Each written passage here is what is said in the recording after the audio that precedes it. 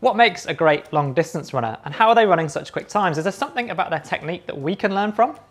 What we're going to do is we're going to analyse the running of two of the world record holders over the marathon distance and give you some tips for your running at home. But before we do that, if you haven't already, please do make sure that you hit subscribe to support us in what we're trying to do at the running channel, which is great. Free videos all about running for you every week. When I think of marathons, I think of Eliud Kipchoge, with his world record for the men's marathon of 2:01:39, and of course his unofficial sub 2 hour clocking in the Ineos 159 challenge. He has changed history for the marathon, but what makes him so great? Maybe we should take a look. I mean, I love watching Kipchoge run. We all know about the prototypes and the different types of shoes. We all know about the attempts and the supported, from Nike or Ineos. But just watching him, this is a long time ago, back in Athens in 2004, and to see him be able to take his technique from the track onto the road has been incredible. I think Kipchoge has the optimum foot strike. You watch people run all the time, and his foot strike always seems to be in the perfect position. Underneath his hips, and it's just always like this feather touch, which I find really interesting. Yeah, and I think what's really important about that is that you don't magically make a foot contact perfectly underneath your hips. You're actively pulling your leg back with your hamstrings and glutes rather than using your calves to push off the ground. You're pulling your leg back before it makes contact with the ground to actively make contact with the ground and push you forwards. And I think if you can see from side on, if you look at Kipchoge's mechanics, his heel lift behind him, then that's a big deal for his mechanics. And that has come from his track days. And if you look at the track footage, and you can see that his technique has changed ever so slightly, but it's basically been transferred from the track. Yeah, and something else that I've noticed, and that I've noticed a lot with runners, if you do go down to a park run or watch runners that haven't competed at Kipchoge's level, is the dorsiflexion of his feet. And I think that comes from running on the track, picking your feet up and having that really active foot contact when you're wearing spikes. But he has his toes pulled up to his shins during that phase when it's just before his foot hits the ground, which a lot of people will actually do the opposite and think they need to be pointing their toes, but actually that stops you from making that really active drive into the ground, which he does so perfectly. He's quite upright. It's very minimal lean, which is unique for Kipchoge. And I think that's something we can all take and think about, is having a nice, tall, upright posture with a nice, tall chin. I find quite a lot of the time when I do analyse runners that they tend to look down. Yeah, and I think if you look down, you close off your chest, you round your shoulders, you do all of the bad behaviours that runners do when they get tired. And I think focusing on staying tall, picturing Kipchoge, is a really good lesson in keeping your lungs open, giving you every opportunity to not sink at the hips as well. So it's not just shoulders and breathing, it's the more you look down, the more likely you are to sink at the hips, and then it's impossible to make foot contact in the right place under your body. I think one other thing I would say is having a nice, strong arm drive, which you can see from Kipchoge. Not too strong that it rotates your body left to right in the transverse plane, but nice and strong, keeping your elbows stiff is crucial. So try not to have floppy hands, and if you have a good, strong arm drive, that will help with your cadence of your legs.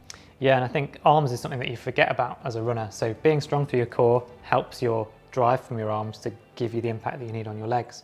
And things like hill training are always what I found most effective to allow me to practice that real backwards drive with my elbow that helps obviously the opposite leg drive forwards, which you need to exaggerate to get up a hill. And I have seen his arm drive, it's pretty good. My knee lift, not so much.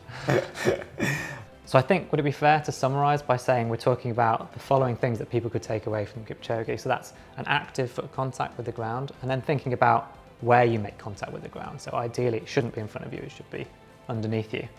And then focusing on staying nice and tall through your whole body. So keeping your shoulders back and head up, and they can impact the whole of the lower chain of your body as well. And then finally thinking about that foot contact comes about through actively using your glutes and hamstrings, and then that will also give you that nice heel flick behind you. Well said, couldn't agree more. Next, we want to take a look at the current women's world record holder for the marathon, Brigid Kosgei, whose time of 2:14.04 broke Paula Radcliffe's long-standing women's world record for the marathon fairly recently. So let's take a look at her running form. I think we should start off with looking at her foot strike. If we look at her foot strike, she does have an increase in this rotational force, which means that actually her foot strikes slightly into the center of her body, and you don't have something called a knee window or knee gap. And that's quite evident when we're watching the videos and you can see in the slow motions. Are you saying that she brings her foot into kind of a center line underneath her body when you're looking front on? Yes, exactly. And with her foot strike, we know that not everybody needs to strike with a forefoot strike, midfoot strike, or heel strike. Your foot strike will be unique to you. We can see from the videos that Brigid actually has a way of striking her foot that her heel does hit the floor. She doesn't heel strike per se, but her heel is touching the floor and she's not forefoot striking. We would describe this as a late midfoot strike or midfoot strike. Would you agree?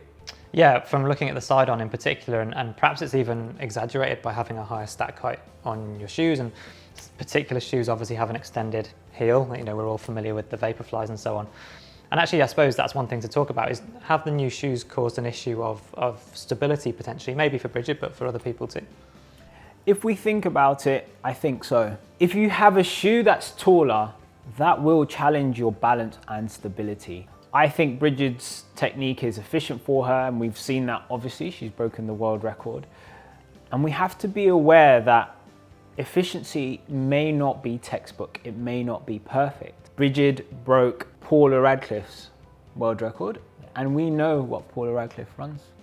I think from a certain point on her body down, Paula was very still, very, close to perfect in her mechanics. But there was a lot of other stuff that people would often criticise. So Michael Johnson in the 400 metres held the world record, and he had a very upright form. So like you've said, it's unique to that individual person. I think one thing that is very clear from watching Brigid's side on is the length of her stride. Like, you can't cover a marathon distance and be a runner at this length without it's proportional to your body size, but she does have a flowing stride and a nice long stride length.